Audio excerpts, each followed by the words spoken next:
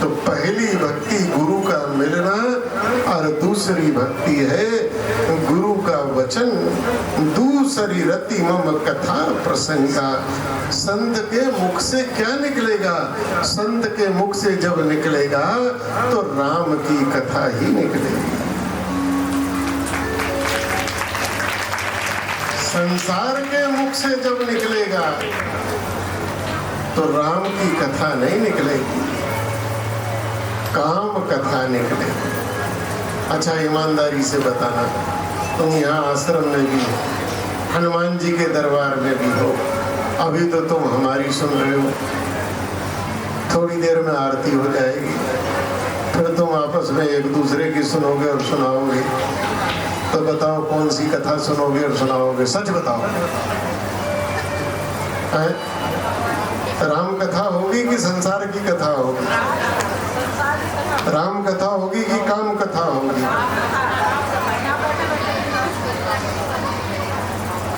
लोग कह रहे हैं कि यहाँ बैठे बैठे भी चलो वही कथा रही है महाराज जी, आप चाहे कुछ भी सुनाओ।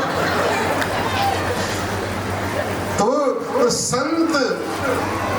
संत ही वह तंत्र है जहां बैठकर कुछ क्षण आप आराम।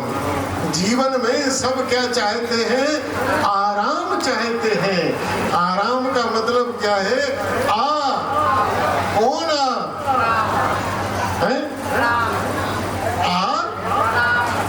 कौन? राम। अगर राम आएगा तो जीवन में आराम आएगा। और राम कहाँ? राम संतों के मुख से निकलता है। जिसने संतों के मुख से राम ले लिया उसके जीवन में आराम आ गया।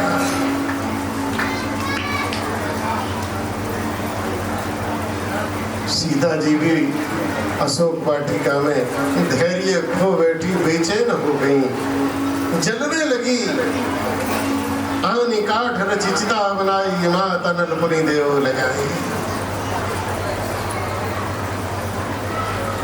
सीता जी के मन में थोड़ा आराम निकल गया तो हनुमान जी ने कौन सी दवाई करी है?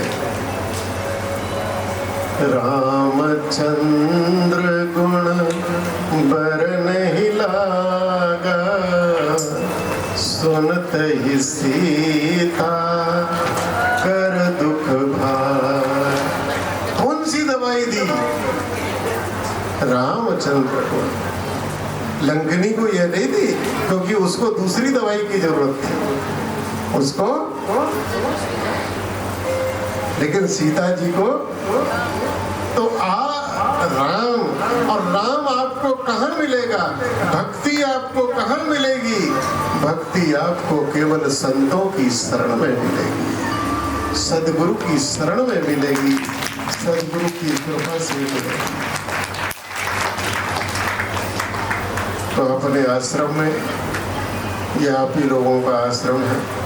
अच्छा बताओ, हम सदा रहेंगे कि संसार से हम जाएंगे?